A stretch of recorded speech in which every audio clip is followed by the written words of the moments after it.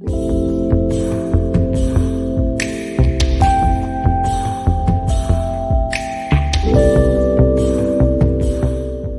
everyone.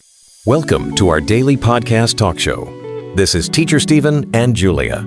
So, Julia, I've got to admit, every time I see past perfect continuous in a grammar book, my brain just kind of freezes. Why do we even have this tense? What's the real point of it? You're definitely not alone. I remember struggling with it too. The thing is, past perfect continuous helps us show an action that was ongoing in the past, but finished before another past event. Like, I had been studying for hours before you called. It just paints a fuller picture of the timeline. Oh, that example hits home. It's like not just saying you studied, but emphasizing the whole build-up before the interruption. It's almost like adding a backstory to your story. Exactly. It gives us the chance to highlight the duration or repetition of something before another moment. Imagine saying she had been waiting for the bus for 20 minutes when it finally arrived. You get the sense of impatience building up. Now that you mention it, I'm realizing I always mix up the order of words. Can you walk me through how to build a past perfect continuous sentence without turning it into a tongue twister? Happy to. The basic recipe goes: subject plus had plus been plus verbing.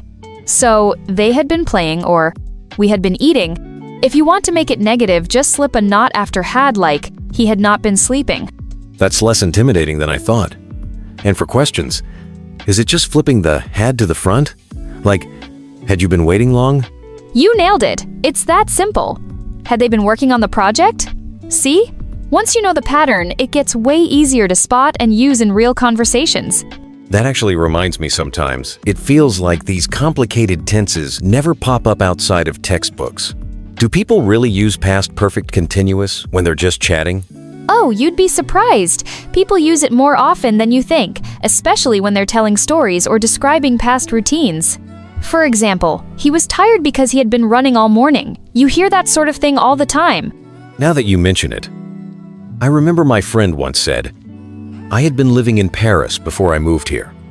I guess it really does pop up naturally, especially when we want to set the scene or explain a reason. Absolutely, and it's perfect for background details. It helps listeners understand not just what happened, but what was happening up until a key moment. Makes stories feel more alive, honestly. Let's put this into practice. How about a little challenge? I'll say 2 sentences, and you tell me which one uses past perfect continuous correctly. Ready? Number 1, she had been cooking dinner when the guests arrived. Number 2, she was cooking dinner when the guests arrived. Fun.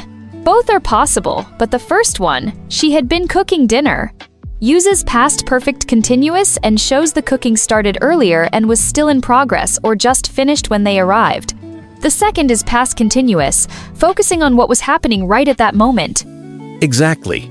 That little shift in tense really changes how we picture the scene. It's subtle, but powerful. I love how grammar can add those nuanced layers to our stories. Me too! And once you get the hang of it, you start to spot these differences everywhere, even in movies or books. Makes language feel a bit more like art, doesn't it?